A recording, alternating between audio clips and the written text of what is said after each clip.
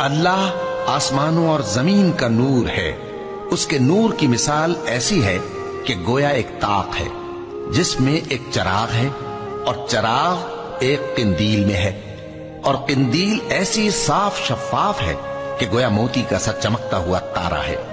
اس میں ایک مبارک درخت کا تیل جلایا جاتا ہے، یعنی زیتون کا، کہ نہ مشرق کی طرف ہے نہ مغرب کی طرف۔